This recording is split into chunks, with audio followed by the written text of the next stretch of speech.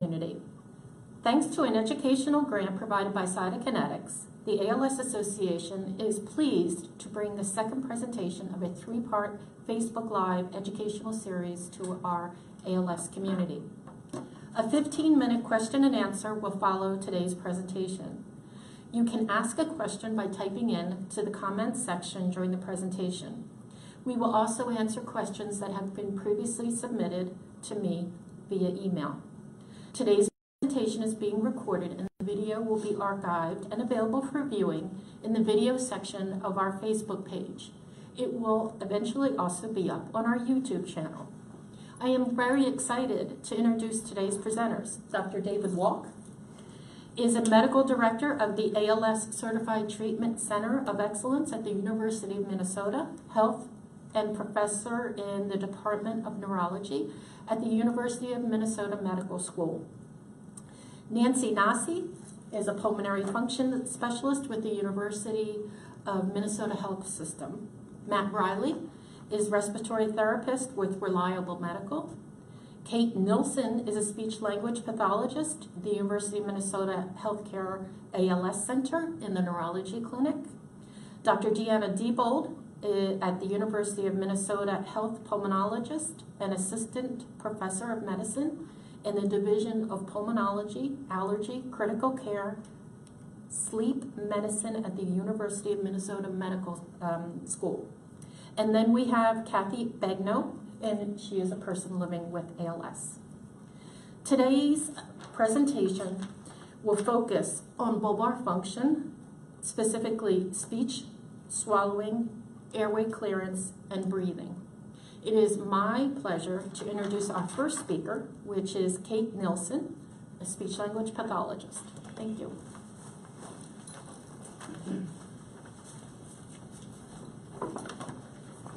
Hi there.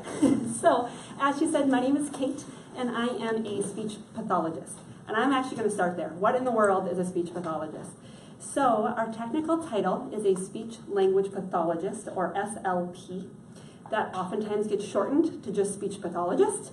And then because we're often grouped together with physical and occupational therapists, we're sometimes called speech therapists. But no matter what you call us, SLP, speech pathologist, speech therapist, we all have the same training and the same specialty. As the name suggests, speech is one of our areas of specialty, so we'll talk about that today. But then you use the same muscles in your mouth and your throat to speak as you do to swallow. So I'll also talk with you about some swallowing. So we'll start by talking about speech. So sometimes speech is one of the first symptoms of ALS. Other times the changes occur later and sometimes not at all. But things that you might notice, changes in your speech, could include changes in the loudness of your speech, changes in how fast you can talk, and the clarity, maybe some slurring, people aren't understanding you, you're finding you have to repeat yourself more often. And one of the big things I hear is how much work it is, how fatiguing it can be to communicate. So talk to your speech pathologist about strategies or tricks that might make it easier for you to communicate. And if it just gets too hard, we can have other ways to communicate too. A large part of communication is nonverbal, so facial expression and gestures can really say a lot. And we have other simple ways, something like this. So this is a letter board.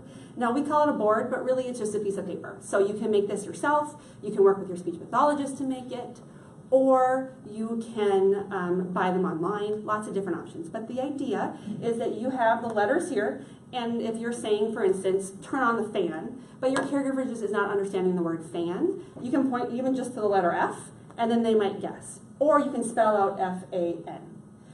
Or if turning on the fan is something you say a lot, you can have messages already saved on there, entire messages for all you have to do is point to the word fan, and then they'll know that you want the fan on. So things like that. If you have good use of your hands, pen and paper, pretty simple and very effective. Or they have this fabulous invention called the Boogie Board. And to show you the Boogie Board, I'm actually going to scan over to Kathy so she can show us how we do that. Okay. So you can see she's just using a little marker to write, or a little pen, and you can see how it, I don't know if you can see, it says hello, and then once that message is done, you hit the little button, and it goes away. Now, a lot of people that I work with in the clinic love using the Boogie Board for multiple reasons. It's fast and light. Yes, so I want to show you how little that is. It's very light and easy to carry around. Now, Kathy also has a smartphone and a tablet with communication apps on it. She is using an app called Speech Assistant, which is one of my favorites, but there's a ton out there. And she can use the keyboard, or she can use some saved messages. She also, you can see, is using an adaptive stylus. And let's see. My name is Kathy. There you go. So all of that was spoken with just the hit of one button, which is pretty easy. I cannot speak. Okay. And so those are all messages that she has saved in there ahead of time. I am here to see Dr. Walk. And then can you say your favorite one? Because it's my favorite too. Up your nose with the rubber hose. Up your nose with the rubber hose. You said that to me in clinic just recently and I loved it. It was great. So those are just some options. Thank you, Kathy, for showing us those. And I'll come back over here. Now, in the first part of this Facebook Live series, Dr. Feldman from Temple University talked about different ways that you can access your computer. So she showed different a mouse that's a little different, or a head mouse, or switches. There's lots of different ways that she showed to access your computer for typical computer functions. But those same ways of getting to your computer, if you're having difficulty with your hands, can also be used for communication. So Dr. Feldman showed an on-screen keyboard, which she was showing just to access the computer. But you could use that same on-screen keyboard to type out a message, just like Kathy just did. So if you haven't watched that first part, I really encourage you to go back and watch it. Something else that Dr. Feldman mentioned was the use of eye gaze. So I have an eye gaze device here. This is just one of several options. This one has the eye control built right in. Dr. Feldman showed a tablet that had a little attachment on the bottom for eye gaze. Either way, same idea. But I just want to show you how relatively simple it can be. Now, I say that, but also it takes some practice to get used to controlling a computer with your eyes, so be patient with yourself. I also want to point out that I'm wearing glasses. That's a common question that I get, and yes, you can definitely do eye gaze with glasses.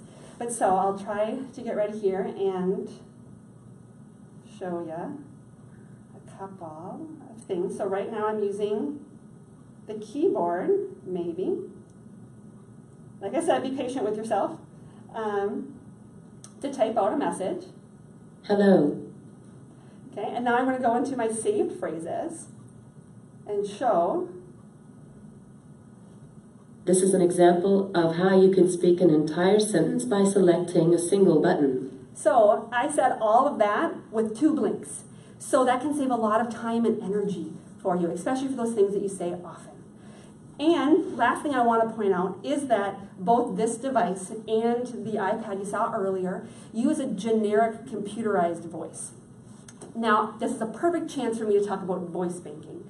I could spend the rest of the time today talking about voice banking, but just to give you the general idea, you can record yourself saying a list of sentences. Then there is a company that will take those recordings and create a synthesized voice that is you.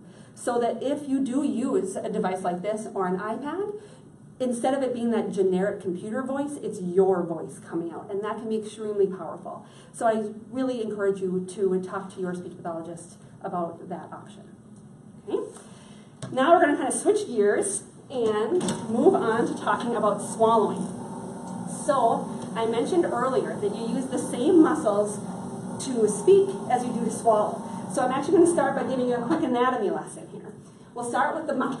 So you have your lips, your tongue, which is quite a bit bigger than we give it credit for, and then you have the roof of your mouth or your palate, which comes down and includes your soft palate, which is that ball that hangs down in the back of your mouth.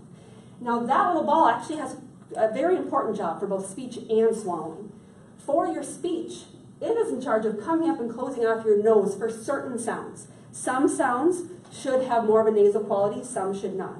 So if you notice that your voice sounds more nasally, there might be a change in this muscle here. And it's also important for swallowing, but I'll get to that in a minute. Looking at your throat, there's that saying of getting something down the wrong tube. It's actually pretty darn accurate. So there's two tubes. The big one here is your airway that goes down to your lungs. And then the littler one here is your food tube, your esophagus, that goes down to your stomach. And then we have this flap here that comes down and closes off your airway so that the food avoids the airway and goes right down the esophagus to your stomach. So in a typical swallow, what should happen, food comes in the mouth, your lips close to keep the food in, your palate comes down and the back of your tongue come up to create a wall right there. Now that wall keeps the food or liquid in your mouth while you're getting it ready. Then the food or liquid in the front here gets moved around by your tongue, pushed between your teeth so you can chew it up, mixes with your saliva so you can make a nice firm ball that you can swallow all together at one time. Once that ball is formed here, it gets pushed to the back of the mouth, and then it triggers a swallowing reflex. Now that's a reflex just like anything else, and it's out of your control. But what should happen is this flap comes up and closes off your nose, so nothing comes out your nose. And then this flap comes down and closes off your airway.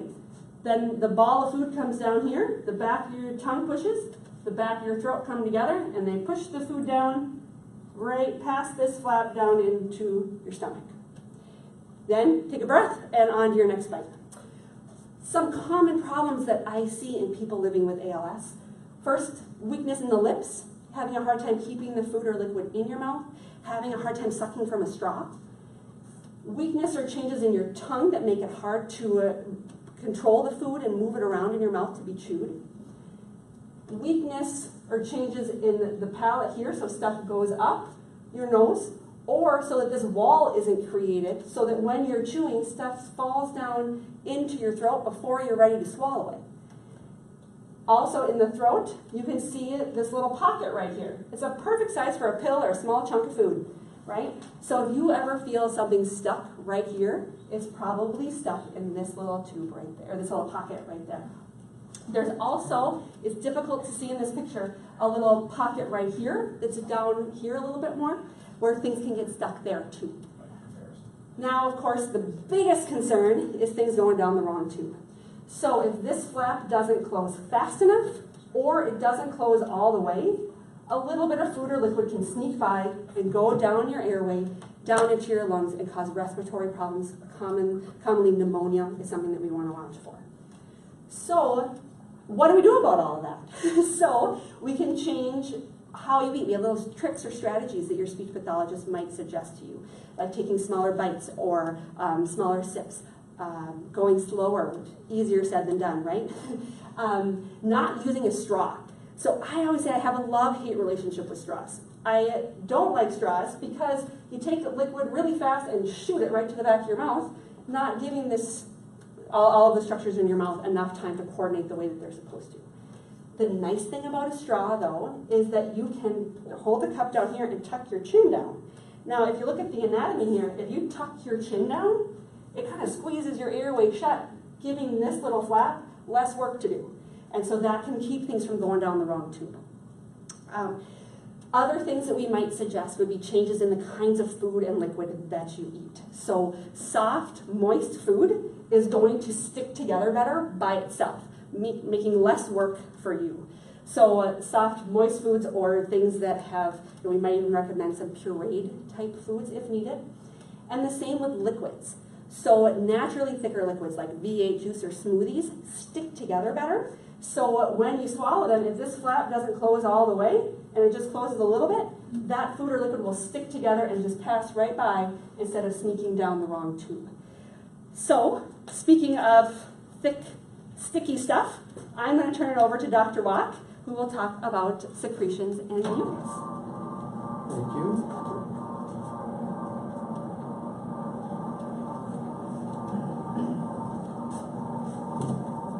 So we hear a lot about saliva and mucus or phlegm. Those are common, significant problems in people living with ALS.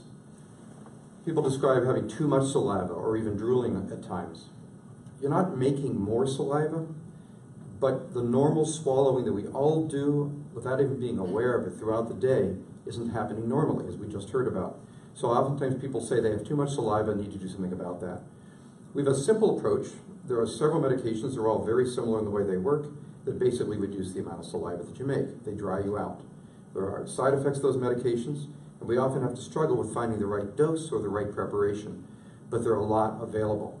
When that doesn't work, it doesn't work adequately, we often have to move to second-line treatment, which would either be botulinum toxin or Botox in the salivary glands, or radiation therapy to the salivary glands. Those both can also be helpful in drying out those glands and reducing the amount of saliva you make. They each have their own benefits. There are some risks associated with them, and your own team will tell you what they think might be the best option. But those are some of the options we have for trying to manage increases in saliva. Mucus or phlegm is also a difficult problem. And to some extent, I think some of that is similar in that we're all bringing up a little bit of stuff in the back of our throat all the time, and we swallow it without even realizing it. If you have difficulty swallowing, you're going to be more aware of it. Now, simple solution, not an elegant one, but a simple one, is suctioning, just trying to clear out the back of your throat mechanically. We also wonder, for example, if there's a lot of phlegm consistently after meals, maybe that's an indication that things are going down the wrong tube. And then we talk about safe swallowing and kind of review what that person's eating or drinking and how we can minimize aspiration after meals and thereby minimize the amount of phlegm they're producing due to that problem. The other thing that we do is we try to help people clear that more effectively. A lot of times, coughing is ineffective in people who are living with ALS because those muscles are weaker. And so we look at ways to try to improve their cough or augment their ability to bring up mucus or phlegm. So for that, I'm going to turn to Dr. Diebold to talk a little bit more about cough augmentation. Hi there. Again, my name is Deanna Diebold. I am a pulmonologist or lung doctor with a special interest in ALS. And one of the things I prescribe very frequently to people with ALS is a cough assist device. So this does kind of what it says. It assists in cough. It consists of a mask that you or your caregiver holds over your nose and mouth, and then it attaches to a machine. The machine gives you through the mask a big breath, and then it pauses for a second, and then it reverses flow and it sucks. And for a lot of people that is a very weird sensation. It takes a little bit of getting used to. However, once people are used to this machine, they feel like it really helps them, especially if they have any sensation of chest congestion. It's a very safe machine to use, and many people feel that it helps them even if they're not congested, to use it a couple of times a day just to fully inflate the lungs and to help clear airways. And we have here, Matt and Kathy have a cough assist machine that they're going to demonstrate for us. Very good. So this is a common cough assist unit seen in the home, and Kathy has the ability to do a lot of this herself. And what we do, we turn the machine on and then initiate the therapy. Now, as Dr. Diebold was saying, this unit is truly designed to assist the cough. You still want to make some effort, and it just helps supplement to make that cough more effective. And it's also very safe to use. Kathy uses she does 4 coughs, 3 cycles. So she'll take a break in between, giving her some time to catch her breath. But sometimes it will take many cycles, and there's no too much to make an effective cough. And once she's through with the cough assist, she also uses oral suction to help clear the secretions that have come out. And with that, I'll pass it back to Dr. Diebold. So as you can see, that's a relatively high-tech approach to assisting cough. There is another lower-tech approach that I'm going to have Nancy, our respiratory therapist, demonstrate, that is breath stacking. Hello, my name is Nancy. I quickly want to go over Lumbar recruitment by airway stacking. Like Deanna said, it's quite a bit like cough assist, except it's not a fancy machine, making it very, very portable and easy to use. Its function is to inflate the chest and clear secretions. So if you've ever seen anyone take a cough, have a nice deep cough, they will take in a deep breath and clear their airways. You don't see them taking a small little cough, breath and cough. So that's basically what this function is for, is that deep breath in. It's kind of like the muscle work behind the cough. So I'll demonstrate it. There's a one-way valve that goes in line here, making it so that the air just goes into the lungs and it will be easily stacked. Now do you see how big of a volume I got in my chest? That makes the cough a lot easier. We'll start lung volume recruitment before a person even gets on cough assist. It's a very good introduction into the cough assist machine because it's so easy to use. Another reason why we'll start using this is that the PFTs might be down. And what I do in the pulmonary function lab is gather information and collect information on vital capacities. Again, it's a big volume of air that I have a person take in and blow out into a pneumatic that records the number. And that number I can give to the doctors. If that's down, maybe we start using something like that, this. Maximum inspiratory pressure is another thing we use. That reflects diaphragm strength or other inspiratory muscles. Maximum expiratory pressure is another thing we'll use. That can kind of reflect abdominal strength, how strong the cough is going to be. If we really want to find out how strong the cough is, we'll do something called a peak cough flow, and that gives us the actual liter flow of the cough. Again, all these numbers that I'm collecting, I'm helping the doctors decide if and when a person needs to start this therapy.